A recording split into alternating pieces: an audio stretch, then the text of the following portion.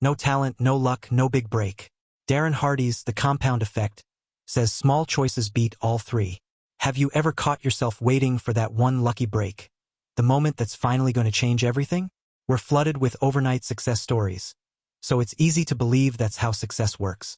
But here's the uncomfortable truth. Most of those stories are edited highlights. The real engine behind almost every lasting result is boring, invisible, and completely under your control. That engine is The Compound Effect by Darren Hardy. Darren Hardy is an American author, entrepreneur, and former publisher of Success magazine. He spent more than 25 years studying the world's most successful people. And what he found is almost annoying in its simplicity. Every remarkable achievement follows one quiet, dependable law, and that law is sitting in your own hands. The secret isn't doing something heroic. It's doing small, right things and then doing them again tomorrow. The compound effect takes those tiny actions and, given enough time, turns them into something enormous. The smallest effort, leveraged over time, moves the biggest results. Part 1: The engine underneath success. We're all hunting for that one big transformation. But the harder we chase dramatic change, the more we spin in place. The compound effect breaks that fantasy. It points to a law almost everyone ignores, yet it governs everything. Here's the formula. Small, smart choices multiplied by consistency, multiplied by time equals massive change. On the right side, the wealth, the freedom, the body you want, the work that matters. On the left, 3 variables. Time is the amplifier, powerful, fair, and merciless. It magnifies everything you feed it, good or bad. Consistency is what keeps the formula running. And the only variable you can start from zero and fully own is the one that looks the most humble. The small, smart choice. So if it's this simple, why doesn't everyone's life change? Here's the trap. Your brain is wired to hate delayed reward. It's like a kid who wants the candy now. The compound effect runs against human nature. Early on, you put in the work and the payoff is almost nothing. The book gives a perfect case. 2 friends, nearly identical starting points. Friend 1 reads 10 pages a day and cuts 125 calories from his food. Friend 2 gets hooked on a show and adds 1 extra drink a week. Tiny differences. 31 months later, the gap is staggering. On health, one has lost 15 kilograms.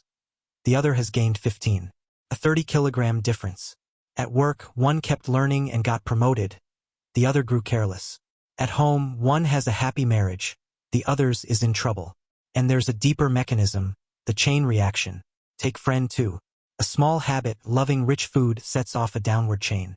Layer 1. Heavy food hurts your sleep. Layer 2. Poor sleep leaves you foggy and less effective at work. Layer 3. Work stress builds and you eat more to cope, locking in a vicious loop. Layer 4. Low energy shrinks the time you spend with your partner. Layer 5. Your body changes and your confidence drops. The real lesson? What steers a life is never one big turning point. It's the tiny daily choices you repeated nearly 1,000 times over 2.5 years. Success and failure are not sudden accidents. They are systematic, fully predictable results, sparked by small acts, driven by consistency, magnified by time. Part 2. The first switch, your choices. If small choices matter so much, why do we keep picking wrong? Because we're sleepwalking. Psychological research says up to 95% of what we feel, think, and do each day is run by habits we've already formed. Think about it. You meant to relax, picked up your phone, and 2 hours vanished. You meant to eat a few chips and finished the whole bag. In those moments, the deciding voice isn't the rational you. It's the sleepwalking you run by habit. So step 1 is waking up. And waking up starts with taking 100% responsibility. This isn't a moral lecture. It's a strategy. When you blame outside forces, you hand the power to change things to someone else. Taking full responsibility pulls the focus back to yourself, no matter what happens. You stop being a victim who receives results and become the person who creates them. But mindset alone isn't enough. You need a tool to see those unconscious choices, tracking. It sounds simple, but it's powerful, basically a data analysis of your own behavior. You think you only occasionally grab a sugary coffee. Then you track for a week and discover you do it every single day. Darren Hardy himself once faced a serious debt crisis because he was sleepwalking through his finances. From then on, he wrote down every penny. A suit, air for a tire, everything.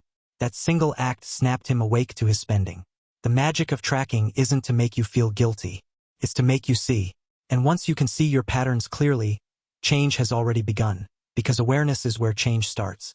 Part 3. Your operating system. Habits. Even when you choose right, why is it so hard to keep going?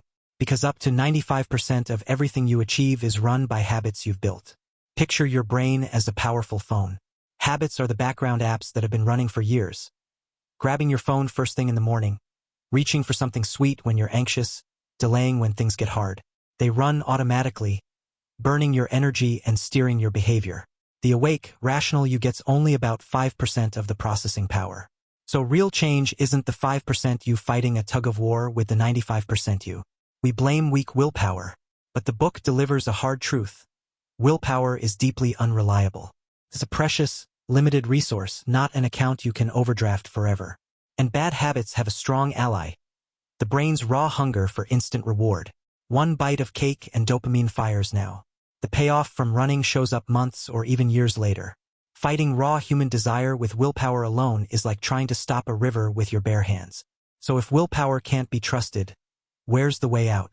The book's answer is disruptive. You don't need stronger willpower. You need a stronger why. There's a perfect metaphor.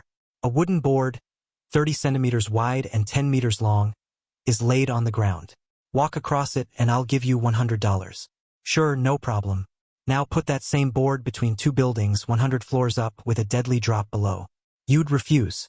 Now change the situation. Your child is in the burning building across the way, and that board is the only path. Suddenly, you'd run across even with no money at all. The board didn't change. Your ability didn't change. The risk didn't change. The only thing that changed was your why. When the why is big enough, the how tends to solve itself. Part 4. Start the momentum flywheel. Once you hold a good habit for a while, a quiet ally shows up. Momentum. This is why successful people keep succeeding and wealthy people keep getting wealthier. It's not luck. It's a momentum flywheel they learn to start. The book uses the image of pushing a merry-go-round. The start, you shove with everything you have and it barely moves.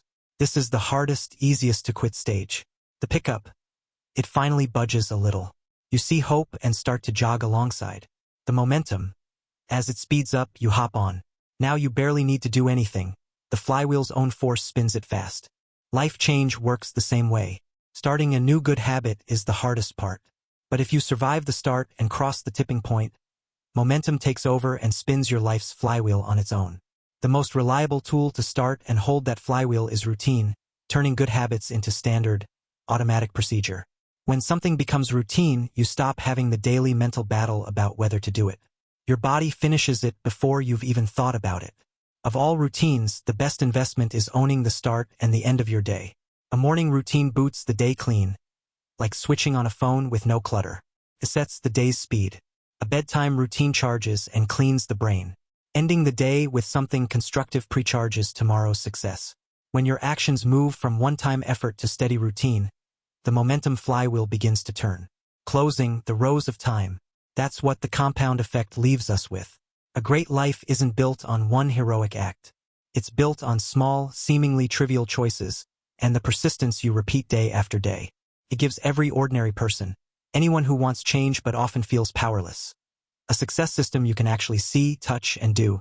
Its biggest gift is this: it hands the power of success back to us, away from unreachable geniuses and the naturally gifted.